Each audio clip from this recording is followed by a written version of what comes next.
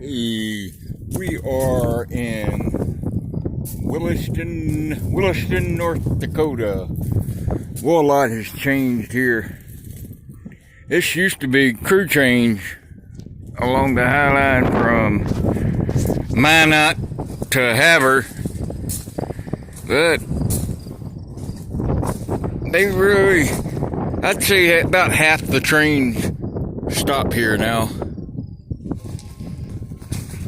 They kind of use it as just a siding now. There's the main line there, and that first track is what they use for siding track now, to pull over to let another train by. And the second track is the main line. That second one right there, on about 3/4 of the way to the top. And yeah, my other video on couplers and brake system, I forgot to cover one thing, and that was, alright, the air reservoir tank right there. Now, when you have a train that, say it comes into a yard and they're going to break it up, they're either going to push it over the hump if they got one, or they're going to flat switch it. Oh, sorry, I didn't know that was a yard office right there. I didn't see it until now. Make sure there's nobody over there gawking at me. But yeah, in order to hump cars out, switch them out, the brakes have to be fully released. And this pin, every car has one of these release pins. And you pull it, it's connected to a valve that releases air out of that tank. Now, I already did it a little earlier, just a little bit, and it's almost bled all the way out. Let's see if I can get it to make a noise. Hear it? These cars have been sitting here so long, they naturally just decompress themselves. Look at the wheel. But there's a carman that comes by, either in a little pickup truck, a four-wheeler, or he walks by and does them by hand, just by walking. Every car has one of these release rods. You just pull them real hard. Well, not real hard, but what happens, it'll release all the air out of that tank. That air in the tank is what holds the brake shoes compressed against the axle. And once that, and it takes only like 10 seconds to release that pressure out of the reservoir. Then they can freely push them around. Like when they go over the hump, they gotta be free rolling.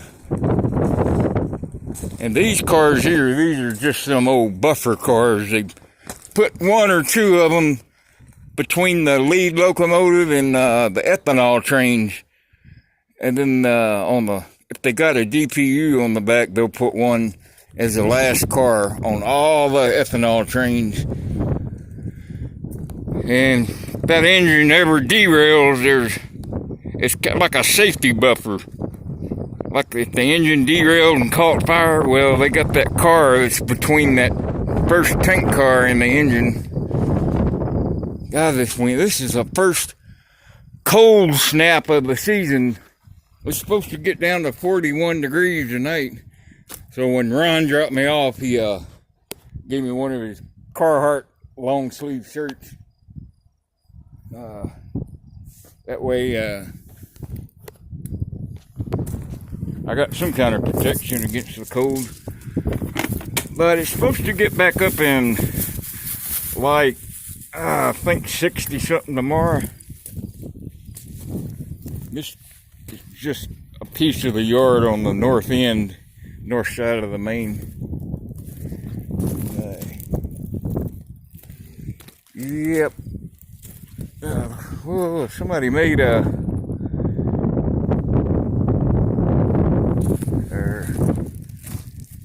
yeah, I guess that's been there a while. 2 years it's been sitting there, I guess. unless you guys see something else that I don't.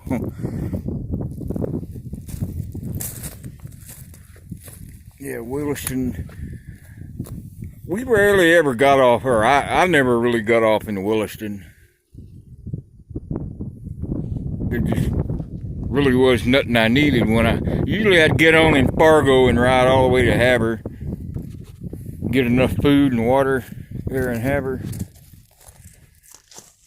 And yeah, you see these a lot too around the shops. They just manufacture them that way and put them on flatbeds and send them out. Like North Little Rock has on the UP has a lot of those axles you see where they replace them, and North Platte gets a lot of them so they can replace the axles.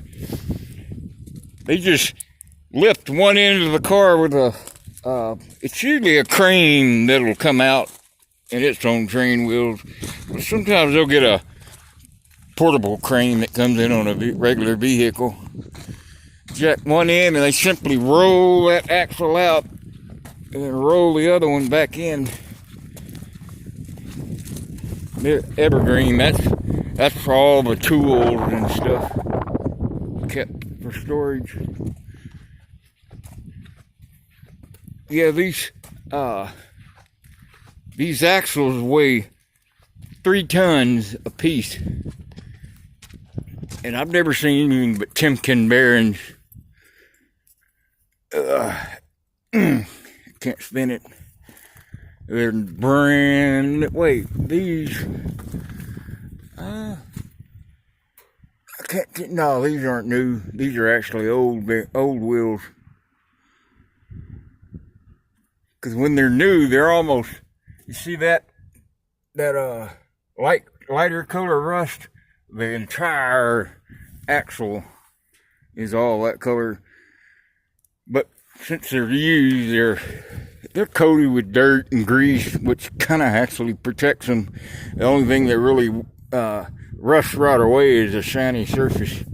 Plus, I can feel the flange. It's sharp right there. It's not rounded. So these are pretty shelled out. Yeah, I kind of went away from my gear without realizing where I walked. No, I'll find it. That's kind of how I did my tent in Alaska. I just walked off from it. And these little concrete plates, they use those at road crossings for where cars can cross. They just lay it in like a puzzle.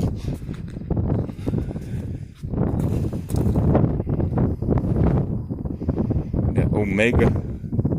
Man, I wish there's nothing I can do about the stupid wind.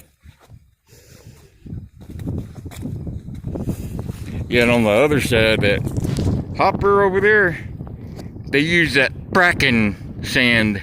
They haul it in those. There's a lot of oil wells out here. Holy mackerel. But since the oil boom's over, oh shoot, Williston's back down to its original size. There's so many abandoned homes around here and apartments. Yeah, that fracking oil field, F-R-A-K-K-E-N, is the one they had that boom on. Everybody was up here. I think Williston become 4 times its normal size in just 1 year. But since the price of oil went back down, everybody went back to what they were doing before the oil boom. Let's see. I get around and get on the main line. Yeah, there's a BNSF office there, another one. Boy, that stinking wind's kicking my butt. And yeah, he's got the angle turned here. So if they move this again, they'll likely do it from the other end of this cut of cars. That way he can pump air pressure in from this point all the way to the engine. They can apply or release brakes. Now here, see that P&F passenger train can do 55 miles through here an hour. Freight can do 50. That's what that P&F for, passenger and freight. You don't see it often. It's just on Amtrak lines. I'm not sure when Amtrak comes through here again, but I can see that signal up ahead and it's red, so there's nothing within this block anyway. Look at that plaque. In fact, I think that's the Amtrak station after that first building where the antenna is. That's BNSF office, that first building. And I'm pretty sure that's Amtrak, the second building. Hadn't gone down that way yet. I haven't seen it in town yet, so. And then we're almost on the east end of town, so I'm almost betting that's Amtrak. Yeah, you can tell these ain't rolled in a long time. But when they're shiny like that, I mean, all you have to do, I mean, you can pee on it, and 10 minutes later it'll be rusted.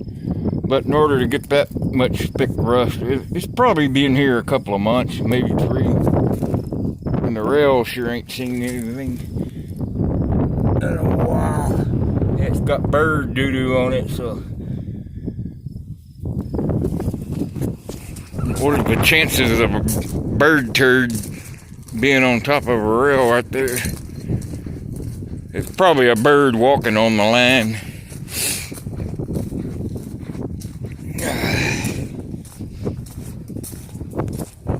Yep, that's how I tell which end of the car you can ride on. If you see a grain hopper, of course you only ride one end because that air reservoir and all them pipes are in the way.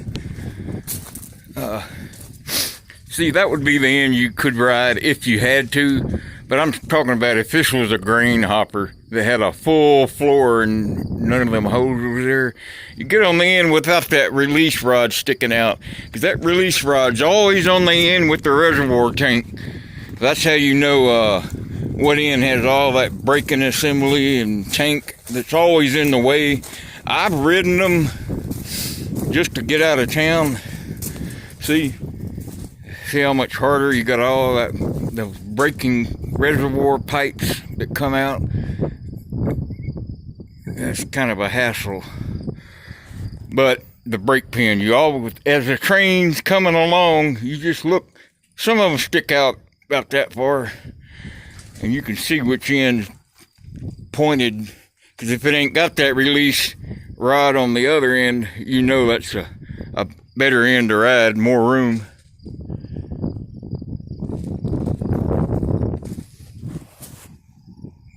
Man, everything is just changed here. Yeah, back when I started riding, it took you about, I'd say a third, maybe a half times longer to get from town to town riding. There's so much better maintenance and better track now than it was 30 years ago.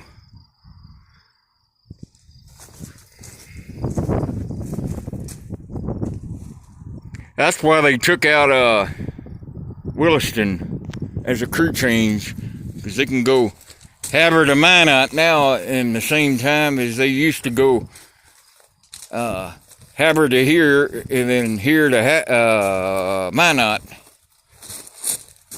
I'm not sure how far Minot is, but usually every division is around 150 miles. I think the largest division is the Marysville, from Marysville, Kansas to North Platte. I think if I remember it was 298 miles. That's like going St. Louis to Kansas City in one crew change. They crew changed Jefferson City on that line. And that's, I think, 208 miles from St. Louis to Kansas City on the rail. If we see any hobo tags. I got my paint sticks put away.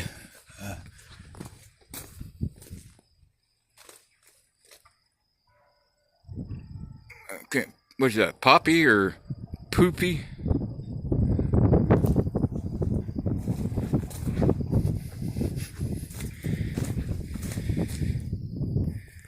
Like New York bound. That was 20 years ago.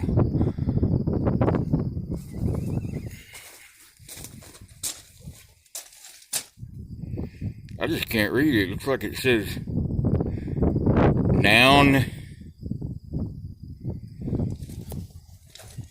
I don't know how to read graffiti. That's probably a car knocker, a railroad worker. Kind of like Beaumont Rambler. Yeah. Carman. So that's I gotta get my gear on and try and find a place where I can get water. There might be some down there at that shop. Alright. Shoestring out.